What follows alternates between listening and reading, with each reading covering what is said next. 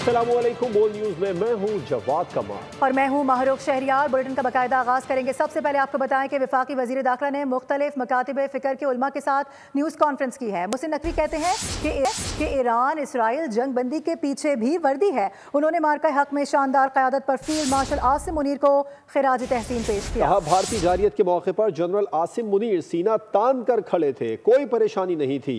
उन्होंने जोर दिया कि मुहर्रमुल हराम के दौरान उलमा इत्तेहाद बैनुल मुस्लिमीन पर अमल दरामद को यकीनी बनाएं। वफाकी वज़ीर दाखिला ने मुख्तलिफ मकातिब फ़िक्र के उलमा के साथ न्यूज़ कॉन्फ्रेंस की और कहा ईरान इसराइल जंग बंदी के पीछे भी वर्दी है। उन्होंने मार्का हक में शानदार क़यादत पर फील्ड मार्शल आसिम मुनीर को खिराज तहसीन पेश किया। के साथ सीज़ फायर नज़र आया है और ईरान को एक कामयाबी नज़र आई है।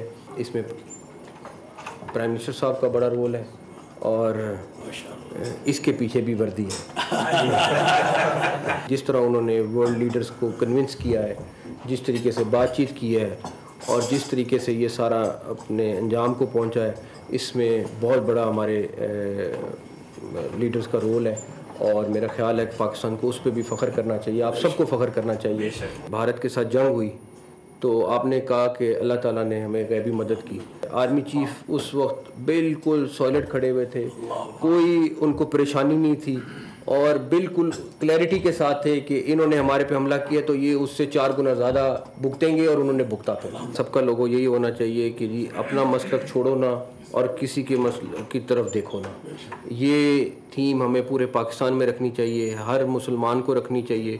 मुहर्रम के महीने के वाले से हुसैन भी सबके हैं, कोई एक मक्ते के फ़िक्र के नहीं हैं, वो भी सबके हैं। तो जितना मैं समझ सकता हूँ कि मेरे उससे ताल्लुक़ है उतना ही उनका हर एक से ताल्लुक़ है, तो उस बारे में भी मैं बड़ा क्लियर होना चाहिए। खबर यह भी आ रही है कि वज़ीर-ए-आज़म शहबाज शरीफ आज आज़रबाईजान के दौरे पर रवाना होंगे। वो 3 और 4 जुलाई को 17वीं ECO सरबराह इजलास में शिरकत करेंगे। पाकिस्तानी वफ़द की क़यादत करेंगे, इजलास से खिताब करेंगे। इस मौके पर वज़ीर-ए-आज़म शहबाज शरीफ की आलमी रहनुमाओं से 2 तरफ़ा मुलाकातें भी तय हैं। इसके साथ साथ बाहमी दिलचस्पी के उमूर पर भी बातचीत की जाएगी। बानी PTI के खिलाफ शहबाज शरीफ के 10 अरब हर्जाना केस की समाअत। शहबाज शरीफ आज वीडियो लिंक के जरिए अदालत में पेश नहीं होंगे। एडिशन सेशन जज यलमाज गनी समाअत करेंगे। बानी PTI के वकील मोहम्मद हुसैन और वज़ीर आज़म के वकील मुस्तफ़ा रंदे आज बहस करेंगे। वज़ीर आज़म ने गुज़िश्ता समाअत पर कानूनी नोटिस और रसीदें अदालत में जमा करवा दी थी। PTI के वकील मोहम्मद हुसैन ने एतराज़ात पर मबनी अपना जवाब अदालत में जमा करवा दिया, जिसमें कहा गया है कि वज़ीर आज़म ने दावा दायर करने से कबल बानी PTI को कानूनी नोटिस नहीं भिजवाया। कानूनी नोटिस की फ़ोटोकॉपी बतौर सबूत अदालत पेश नहीं की जा सकती। कानूनी नोटिस पर वज़ीर आज़म के दस्तखत मौजूद न होने पर दावा गैर मौसर है। अफसोसनाक खबर आपको देंगे। नवाबशाह शाहपुर जहानिया के करीब ट्रैफिक हादसे में 2 पुलिस एहलकार जाँ बहक हो गए हैं। उनकी शनाख्त मुजफ्फर जसकानी और रोशन अली के नामों से हुई है। जाँ बहक एहलकार जुलूस की ड्यूटी सर अंजाम देकर वापस शाहपुर जहानिया पुलिस चौकी जा रहे थे। रस्ते में मुसाफिर कोच से टक्कर हुई और दोनों जान से गए। पुलिस ने मुसाफिर कोच को कंडियारो टोल प्लाजा में तहवील में ले लिया है। कराची में रात गए मुख्तलिफ जराइम और हादसात में 5 अफराद जाँ बहक और 2 जख्मी हो गए। माड़ीपुर मशल कॉलोनी और करीमाबाद से 2 मुलजमान को गिरफ्तार कर लिया गया, जबकि दामाद के कत्ल में मुलव्विस ससुर को भी गिरफ्तार कर लिया गया। कराची में जराइम का जिन बेकाबू, हादसात का तसलसल भी ना टूटा। औरंगी टाउन मोहम्मदाबाद में रात गए फायरिंग से 3 अफराद जहाँ भाग हो गए। मकतूलीन की शराख्त गौसुद्दीन, अमीन और गुल के नाम से हुई, जिनका कातिल दामाद निकला। पुलिस के मुताबिक दामाद ने फायरिंग करके कत्ल किया। पुलिस ने शाहजहां और रहमत नामी मुलजिम को गिरफ्तार कर लिया, जबकि मरकजी मुलजिम भाग निकला। खालिद बिन वलीद रोड पर 13 साला बच्ची 9वीं मंजिल से गिरकर जहाँ भाग हो गई, जिसे उमेरा के नाम से शनाख्त किया गया। कोरंगी 2.5 नंबर में नामालूम कार की टक्कर से मोटरसाइकिल सवार जहाँ भाग हो गया, जिसकी शनाख्त जुहेब के नाम से हुई। वाक़ई मुलव्विस ड्राइवर फरार हो गया। सुरजानी टाउन में फायरिंग से मोहम्मद सिकंदर नामी शख्स जख्मी हुआ, जबकि मच्छर कॉलोनी से 1 और करीमाबाद अफवा कॉलेज से 1 मुलजिम जख्मी हालत में गिरफ्तार कर लिया गया।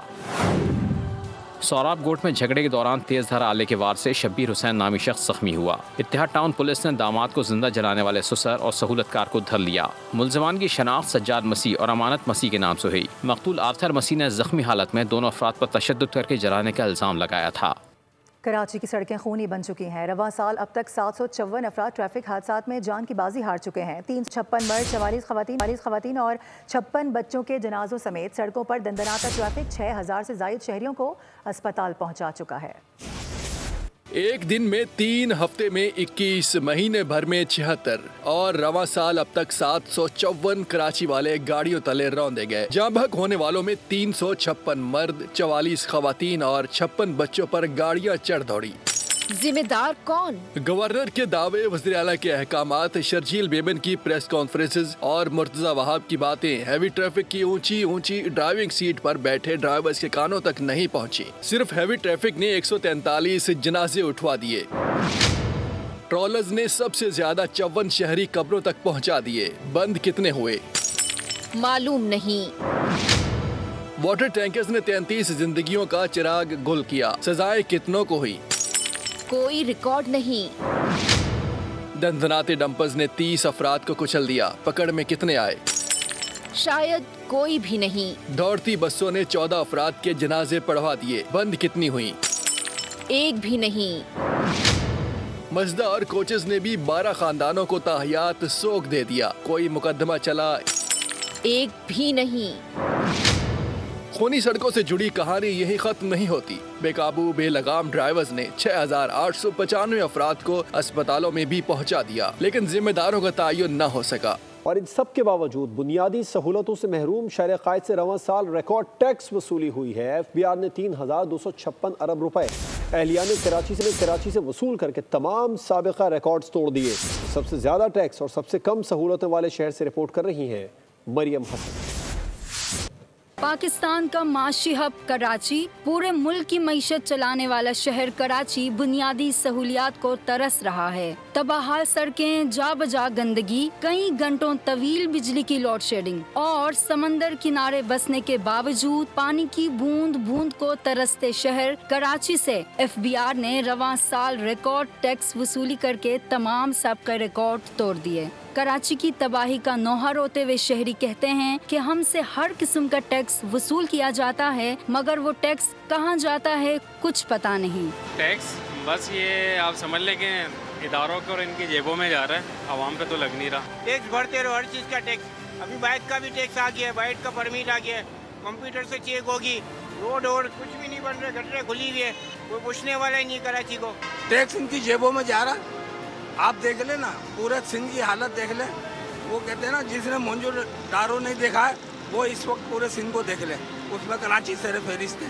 टैक्स जो है ना इन लोगों की जेबों में जा रहा है और आवाम परेशान हो रही है। बस हुकूमत कहाँ जा रहा है, पैसा कहाँ नहीं जा रहा, वो हमें पता ही नहीं चल रहा। बहुत ज़्यादा तकलीफ है, बहुत ज़्यादा शहर कराची में। पानी, बिजली और शहर के तबाहाल इंफ्रास्ट्रक्चर पर शहरी गम गुस्से का इजहार करते हुए कहते हैं कि कराची को इसके हक से सियासी वजूहात के सबब महरूम रखा गया है। कराची सही बात है, पूरे पाकिस्तान का पेट भरता है, मगर कराची किसी को फख्र नहीं है। ना कराची में पानी है, ना गैस है, ना बिजली है। मैं तो यही कहूँगा कि पाकिस्तान जिंदाबाद। इन लोगों को तनख्वाहें पूरी मिल रही हैं और मिलनी चाहिए, समझ आए ना। ये लोग अपने दफ्तरों से बाहर निकलते नहीं हैं, तो लिहाजा जो है बस पाकिस्तान जिंदाबाद। कराची वाले तकलीफ इतनी है कि गलियां जाके देख ले, पानी भी नहीं है, बिजली भी नहीं है, गैस भी नहीं है, किसके पास जाएं बताएं।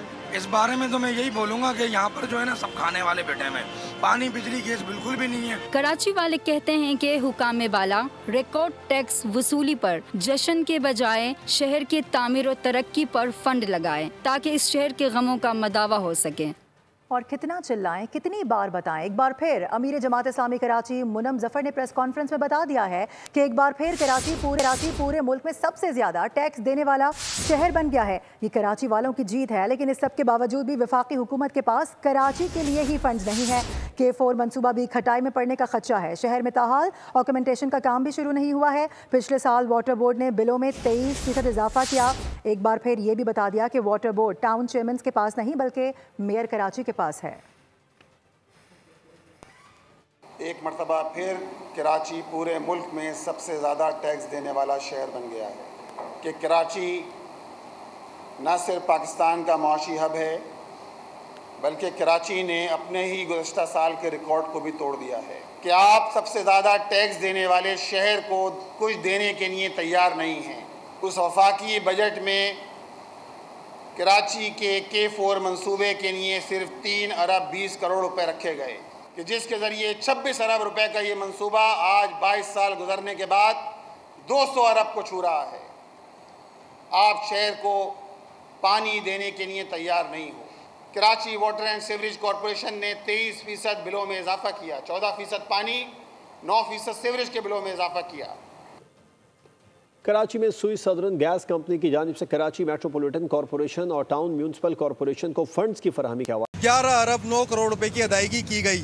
ये अदायगी उस मद में की गई थी रोड कटिंग के बाद इस सड़क को दोबारा तामीर किया जाएगा, लेकिन शेर कायद में उसके बरक्स हम देख रहे हैं टाउन चेयरमैन की जानिब से सड़कें नहीं बनाई गई। पैसा जो है कहाँ गया, आप मेरे रकम में देख सकते हैं कि सुई गैस हुकाम ने इस रोड पर काम करा, अपनी लैंड्स बिछाई और सड़क तामीर नहीं हुई। शेर कायद में ऐसी मुतादिद सड़कें हैं जो बल्दी उस्मा कराची के अंडर में आती हैं, उनकी हदूद में आती हैं, टूट फूट का शिकार है, तबाहाली का शिकार है। इस हवाले से हम शहरियों से भी बात करेंगे। आए चलते हैं, आपको दिखाते हैं। हाँ जी बिल्कुल, देखें 11 अरब 9 करोड़ रुपए की रकम मिलने के बाद भी KMC हुकाम और TMC हुकाम की जानिब से शहर की सड़कें तामीर नहीं कराई गई।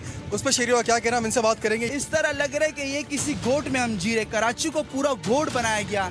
तो हमारी हुकूमत से दरख्वास्त है, रिक्वेस्ट है कि इसके ऊपर काम किया जाए। हमारी ज़िंदगी बड़ी मुतासिर हो गई, ऐसा लग रहा है कि हम कच्चे में आ गए, ये कराची नहीं लग रहा। जी बिल्कुल, देखिए हम इदारा नूर हक पहुँचे इन तमाम सूरत हाल पर अमीर जमात इस्लामी कराची मनम ज़फ़र खान का क्या कहना है, उनसे जानेंगे। सर, सुई सदरन गैस ने पूरे शहर कराची के मुख्तलिफ टाउन्स के अंदर उन्होंने टाउन चेयरमैन के साथ MOU साइन किया। MOU साइन करने के बाद उन्होंने अपना काम शुरू किया।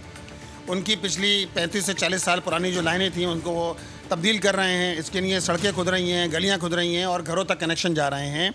इसके लिए उन्होंने मुख्तलिफ टाउन्स के अंदर रब्ता किया और ये काम उन्होंने शुरू किया। अब ये काम जब एंड होगा, जब ख़त्म होगा, उसी के बाद ही आप रोड कारपेटिंग कर सकते हैं और उससे पहले तो मुमकिन नहीं है ना कि काम मुकम्मल ना हो तो किस तरह रोड कारपेटिंग हो सकती है। ये काम जैसे ही मुकम्मल होगा तो जो टाउन जमात इस्लामी के पास है, जमात इस्लामी इंशाअल्लाह ताला उसके अंदर काम करेगी। और अब आपको ये बताएं कि वफाकी हुकूमत की जानिब से सस्ती अशिया फराहम करने वाले यूटिलिटी स्टोर्स की बंदिश का फैसला कर लिया गया है। सारिफीन परेशान है, हज़ारों मुलाजमीन रोजगार छिन जाने की फिक्र में मुब्तला हो चुके हैं। हुकूमत से फैसला वापस लेने का मुतालबा कर दिया। यूटिलिटी स्टोर्स गरीब घरानों का सहारा। सार्फिन यूटिलिटी स्टोर्स की बंदिश के फैसले से तशवीश में मुब्तला। एक सब्सिडी की सहूलत थी, वो भी छीनी जा रही है। इतनी महंगाई में गरीब आदमी सुख का सांस कैसे ले, शहरी चीख उठे। जो फैसला वज़ीर-ए-आज़म साहब ने 31 तारीख का किया है वो फैसला तो फिलहाल कायम है। जो EBM ने हमारा फैसला किया था क्लोजर का, तो वो फिलहाल वापस लिया गया है, लेकिन हम समझते हैं कि ये इससे हम कोई इतने मुतमईन नहीं है। हुकूमत को चाहिए कि हमारा रोजगार ना छीने। हम बेरोजगार पहले भी कुछ लोग हो गए हैं, जो रह गए हैं उनको अब हुकूमत करने जा रही है। यूटिलिटी स्टोर्स मालिकान रोजगार छिन जाने के खौफ से शदीद परेशान। कहते हैं हमारे बच्चे रुल जाएंगे, घरों के चूल्हे ठंडे पड़ जाएंगे। नौकरियों से महरूम करके हजारों अफराद का माशी कत्ल न किया जाए। हमारा जो मुतालबा है कि इदारा जो बंद करने के नौबत पे जा रहा है, कि हम बोल रहे हैं कि हम इदारा बंद नहीं करना चाहते। जो इदारे में लोग हैं करप्शन वाले, आप उनको निकालें, हमारा इदारा बंद ना करें, क्योंकि हमारे इस इदारे को हमने 25 साल दिए हुए हैं, 3 महीने से हमें सेल नहीं मिली। NIC कोर्ट ने आर्डर दिया है कि इनको ज्वाइन कराओ, आज तक हमारी कोई वर्कर की कोई ज्वाइन नहीं हुई। हुकूमत ने यूटिलिटी स्टोर्स बंद करने के लिए 10 जुलाई की डेडलाइन तय कर रखी है। यूनियन के एहतजाज के बाद इदारे का एग्जीक्यूटिव बोर्ड सोच विचार पर मजबूर हो गया। मुलाजमीन और सार्फिन का मुतालबा है कि हुकूमती फैसला वापस लिया जाए, यूटिलिटी स्टोर्स को बंद न किया जाए। और बिजली सार्फिन के लिए भी अच्छी खबर है। बिजली की कीमतों में ₹1.16 तक कमी हो रही है, जिसके बाद घरेलू सार्फिन के लिए बिजली का ज़्यादा से ज़्यादा टैरिफ 48.84 से कम होकर 47.69 रुपये हो जाएगा। नुमाइंदा बोल न्यूज़ मलिक सईद अवान से मज़ीद तफसीलात जान लेते हैं। जी मलिक सईद अवान। जी बिल सार्फिन के लिए ये अच्छी खबर है कि बिजली की कीमतों में ₹1.16 तक की कमी होने जा रही है। नेपरा की जानिब से कमी की मंजूरी दे दी गई है और अब वफाकी हुकूमत किसी भी टाइम नोटिफिकेशन जारी कर सकती है। अगर हम बात करें कमी की, तो बिजली की कीमतों में कमी के बाद बिजली का बुनियादी टैरिफ जो घरेलू सार्फिन के लिए सबसे ज़्यादा होगा वो ₹47.69 होगा।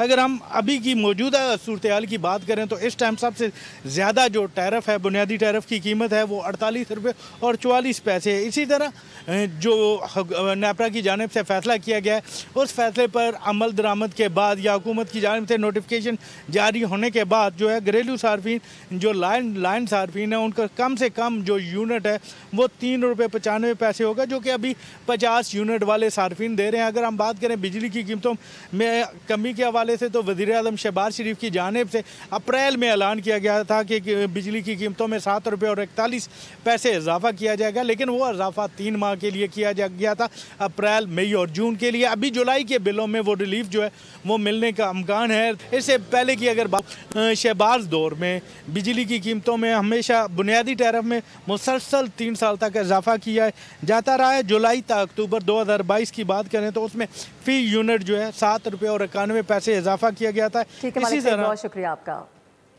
और कुछ बात हो जाए मौसम के हवाले से। महकमा मौसमियात ने आज भी भीगे मौसम की नवीद सुना दी है। गुज़िश्ता 24 घंटों में सबसे ज़्यादा बारिश 48 मिलीमीटर मरी में रिकॉर्ड की गई है।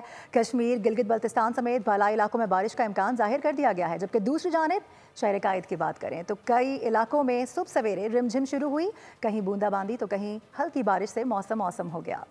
मुल्क के मुख्तलिफ शहरों में प्री मानसून के जलवे। मियां वाली गिरदोनवाह में बादल बरस पड़े, बारिश से गर्मी का जोर टूट गया। सुबह सवेरे कराची पर भी अब्र रहमत मेहरबान हुआ, फुहार पड़ने से मौसम सुहाना हो गया। कुछ इलाकों से हल्की बारिश की खबर भी आई। महकमा मौसमियात कश्मीर, इस्लामाबाद, बालाई पंजाब में तेज हवाओं और गरज चमक के साथ बारिश का इम्कान जाहिर कर रहा है। PDMA की जानिब से खैबर पख्तूनख्वा में 5 से 11 जुलाई तक मूसलाधार बारिशों का अलर्ट जारी हो गया। इस दौरान दरिया चित्राल, दरिया सवाद, दरिया पंजगोड़ा और दरिया काबुल में तुगयानी का खदशा है। वस्ती जनूबी पंजाब, जनूब मशरकी सिंध और शुमाल मशरकी बलूचिस्तान में चंद मकामात पर तेज हवा और गरज चमक के साथ बारिश का इम्कान है। दूसरी जानिब नौकंडी 48 और दालबदीन 47 डिग्री के साथ मुल्क के गर्म तरीन मकामात रहे। अहम खबर आप तक पहुंचाएंगे। सानिया सवाद से मुतालिक केस की पेशावर हाईकोर्ट में समाअत हुई है। आपको ये बता दें कि कमिश्नर RPOs हज़ारा, चेयरमैन प्रोविंशियल इंस्पेक्शन टीम अदालत में मौजूद है। सवाद का दौरा किया है, तहकीकात कर रहे हैं। चेयरमैन इंस्पेक्शन टीम की जानिब से मौक़िफ़ सामने आया है। गफलत बरतने वाले जिम्मेदारों का तयन करें, चीफ जस्टिस की जानिब से कहा गया है। मुख्तलिफ डिपार्टमेंट्स की कोताही भी सामने आई है। चेयरमैन इंस्पेक्शन टीम ने मजीद कहा कि तहकीकात कर रहे हैं। सानिया सवाद से मुतालिक केस की पेशावर हाई कोर्ट में समाअत। कमिश्नर्स RPO और हज़ारा चेयरमैन प्रोविंशियल इंस्पेक्शन टीम अदालत में पेश हुए। और अब आपको एक कहानी सुनाते हैं। क़याम किया, खाया पिया, मगर सब कुछ मुफ्त में। पाकिस्तानी हॉकी फेडरेशन के हुकाम बड़ा हाथ कर गए हैं। खुद तो रुस्वा हुए मुल्क को भी बदनाम कर दिया। पब्लिक अकाउंट्स कमेटी इजलास में अहम इंकशाफात सामने आ गए। इस्लामाबाद में पब्लिक अकाउंट्स कमेटी इजलास। पाकिस्तान हॉकी फेडरेशन के ओहदेदारान से मुतालिक बड़ा इंकशाफ सामने आया। सेक्रेटरी IPC के मुताबिक हॉकी टीम के ऑफिशियल्स बैरून मुल्क होटल से बगैर बिल अदा किए फरार हो गए। वाक़े से मुल्क की बदनामी हुई। पाकिस्तान स्पोर्ट्स बोर्ड को $10,000 अदा करने पड़े। PAC ने मुलव्विस अफराद से रकम रिकवर करने की हिदायत कर दी। ऑडिट हुकाम ने इंकशाफ किया कि पाकिस्तान स्पोर्ट्स बोर्ड का गुज़िश्ता 15 साल से ऑडिट नहीं हुआ। आखिरी बार ऑडिट 2009 में हुआ। साल 2024-25 के लिए फर्म हायर कर ली। PAC ने 6 माह में तमाम ऑडिट्स मुकम्मल करने की हिदायत कर दी, जबकि स्पोर्ट्स बोर्ड का कहना है कि ऑडिट मुकम्मल करने का कोई टाइम फ्रेम नहीं दे सकते। सेनेटर अफनानुल्लाह कहते हैं हॉकी के खिलाड़ियों के पास किट्स नहीं है, पैसे भी नहीं है। अरकान कमेटी ने कहा पैसे देने हैं तो हॉकी के लिए दें। हॉकी के खिलाड़ियों ने आपके लिए कई वर्ल्ड कप जीते हैं। कुछ बात गजा की सूरत हाल की, जहाँ पर सेहूनी फौज ने इंडोनेशियन अस्पताल के डायरेक्टर मरवान अल सुल्तान को उनकी अहलिया और बच्चों समेत शहीद कर दिया। गुज़िश्ता 24 घंटों में मजीद 67 फ़लस्तीनी लुक़मा अजल बन गए। अमरीकी महकमा खारजा की तर्जुमान टैमी ब्रोस का कहना है कि गजा में हालात मामूल पर लाने के लिए हमास को हथियार डालना और मुग़वी रिहा करना होंगे। हमास ने तस्दीक की है कि वो अमरीकी सदर डोनाल्ड ट्रंप की जानिब से पेश की गई आखिरी जंगबंदी तजवीज़ का जायज़ा ले रही है।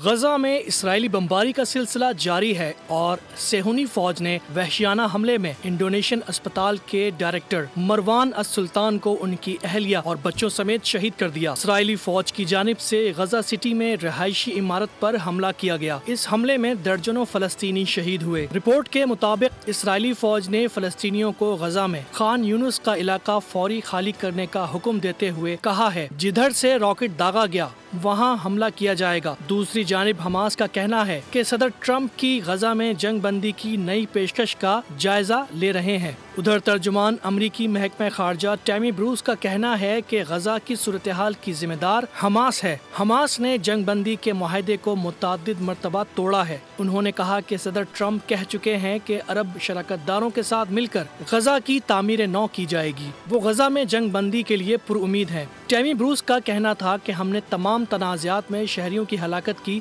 मजम्मत की है।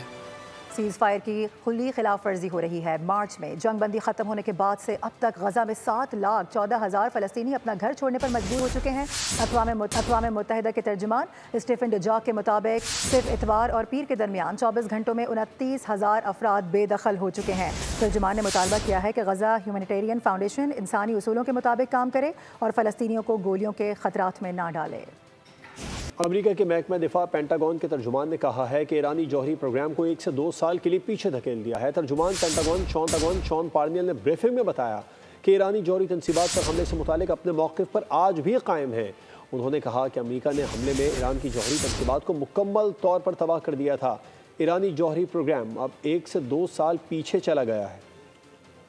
और अभी खबर यह है कि अमरीकी सदर डोनाल्ड ट्रंप ने हर कीमत पर मुसलमान ज़ोहरान ममदानी को न्यूयॉर्क का मेयर बनने से रोकने का फैसला कर लिया है। ट्रंप ने कहा है कि बहैसियत अमरीकी सदर इस पागल को न्यूयॉर्क तबाह नहीं करने दूंगा। मेरे पास ताकत, इख्तियारात और तमाम कार्ड्स मौजूद हैं। मैं न्यूयॉर्क सिटी को हर सूरत में बचाऊंगा, अजीम बनाऊंगा। ट्रंप ने न्यूयॉर्क के मुमकिन मेयर उम्मीदवार और मुसलमान सियासतदान ज़ोहरान ममदानी के खिलाफ सख्त बयान देते हुए कहा है कि वो हर कीमत पर ममदानी को न्यूयॉर्क सिटी का मेयर बनने से रोकेंगे। मैक्सिको से अमेरिका में गैर कानूनी तौर पर दाखिल होने वालों के हक में वफाकी कोर्ट का बड़ा फैसला आ गया। अमेरिकी फेडरल कोर्ट ने इमिग्रेशन पॉलिसी के हवाले से सदर ट्रंप की इंतजामिया के खिलाफ एक बड़ा फैसला जारी करते हुए मैक्सिको सरहद से गैर कानूनी तौर पर अमेरिका में दाखिल होने वाले तारकीन वतन को पनाह देने के लिए दरखास्तें देने का अहल करार दे दिया। वफाकी कोर्ट के फैसले के मुताबिक गैर कानूनी तौर पर मैक्सिको से अमेरिका में दाखिल होने वाले अफराद सियासी पनाह के अहल हैं। केस की समाअत करने वाले जज ने अपने रिमार्क्स में कहा कि सदर ट्रंप ने इख्तियारात से तजावुज़ किया और इमिग्रेशन कवानीन को नज़रअंदाज किया। सदर को आइन के तहत पनाह की दरख्वास्त रोकने का इख्तियार नहीं। उधर अमरीकी सदर ने एक बयान में कहा है कि जून के महीने में गैर कानूनी तारकीन वतन के सबसे कम वाक़यात रिपोर्ट हुए। उधर इंडोनेशिया के सयाहती जजीरे बाली के करीब एक मुसाफिर कश्ती समंदर में डूब गई है, जिसके नतीजे में 4 अफराद हलाक और 45 अफराद लापता हो गए हैं। खबर एजेंसी के मुताबिक सयाहों की कश्ती डूबने का वाकया इंडोनेशिया के जजीरे बाली के करीब रूनुमा हुआ है। कश्ती में ख़वातीन और बच्चे समेत मजमूई तौर पर 65 अफराद सवार थे, जिनमें से 16 अफराद को रेस्क्यू किया जा चुका है। हुकाम के मुताबिक हादसा ख़राब मौसम और तेज़ लहरों के बाइस पेश आया है। रेस्क्यू इदारों ने इमदादी कार्रवाइयाँ शुरू कर दी हैं, जबकि गौताखोरों की मदद से लापता अफराद की तलाश जारी है। बदलती हुई आलमी माहौलियात से यूरोप में रिकॉर्ड तोड़ गर्मी। कम से कम 8 अफराद हीट वेव से हलाक हो चुके हैं। कई मुल्कों के जंगलात में आग भड़क रही है। लोग बड़ी तादाद में अस्पताल पहुंच रहे हैं। हुकाम ने हाई अलर्ट कर रखा है। एहतियाती हिदायत पर अमल दरामद जारी है।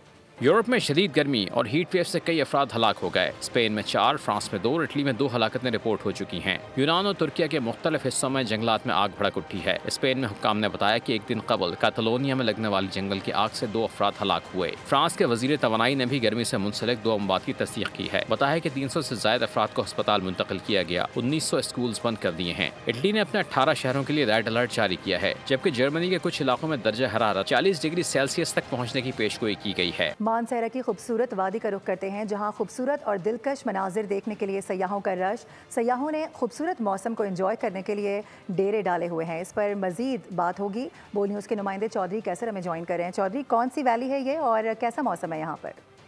मैं इस वक्त छत्तर प्लेन टॉप पे मौजूद हूँ और यहाँ पर आप मेरी बैक साइड पे देख सकते हैं बहुत ही खूबसूरत और दिलकश मनाजर हैं। और इस वक्त ठंडी हवाएं चल रही हैं। स्याहों की बहुत बड़ी तादाद जो है उन्होंने छत्तर प्लेन के अंदर डेरे डाले हुए हैं। मेरे साथ इस वक्त एक कराची से आई हुई स्याह फैमिली है। आइए उनसे इस हवाले से पूछते हैं कि वो क्या कहना चाहते हैं। जी अस्सलाम वालेकुम। वालेकुम सलाम। मेरा नाम राजा दौलतानी है और मैं कराची से आया हूँ और सियाहों को यहाँ आना चाहिए। ये बहुत खूबसूरत नज़ारे हैं। यहाँ छत्तर टॉप है ये और नीचे छत्तर प्लेन है और खूबसूरत यहाँ नज़ारे हैं, पहाड़ हैं, वादियाँ हैं, झरने हैं माशाल्लाह। और सबको यहाँ आना चाहिए। जी बिल्कुल, जिस तरह आपने सियाह की गुफ्तगू सुनी, वादियाँ हैं, झरने हैं और बहुत ही खूबसूरत और दिलकश मनाजर हैं। सियाहों को इधर छतर प्लेन के अंदर आना चाहिए और इन खूबसूरत नज़ारों को इंजॉय करना चाहिए। आपका शुक्रिया अपडेट्स के लिए। न्यूज़ बुलेटिन से फिलवक्त इतना ही। विजिट कीजिए bolnews.com और देखते रहिए बोल। सब्सक्राइब करें और बेल दबाएं ताकि कोई खबर रह न जाए।